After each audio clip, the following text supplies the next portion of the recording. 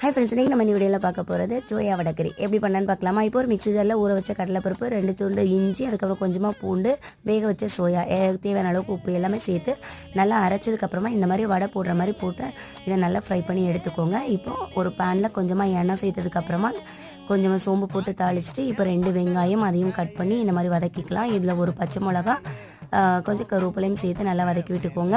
அதுக்கப்புறமா நம்ம இஞ்சி பூண்டு பேஸ்ட்டு, அதுக்கப்புறமா 2 தக்காளி அதையும் சேர்த்து வதக்கிக்கலாம். இப்போ மசாலா பார்த்திங்கன்னா 1 ஸ்பூன் மிளகாய்த்தூள், 2 ஸ்பூன் தனியாத்தூள், 1/4 டீஸ்பூன் மஞ்சத்தூள் சேர்த்து இதையும் கொஞ்சம் வதக்கி விட்டதுக்கப்புறமா மசாலாவில் கொஞ்சம் தண்ணி சேர்த்து இதை நல்லா கொதிக்க விட்டுக்கோங்க. மசாலா நல்லா கொதித்து வந்ததுக்கப்புறமா நம்ம ஏற்கனவே வடை செஞ்சு வச்சுருக்கோம்ல, ஸோ அதை சின்ன சின்னதாக பிச்சு இது கூட சேர்த்து நல்லா கலந்து விட்டதுக்கப்புறமா இப்போ நம்ம தேங்காய் பேஸ்ட்டை சேர்க்க போகிறோம்.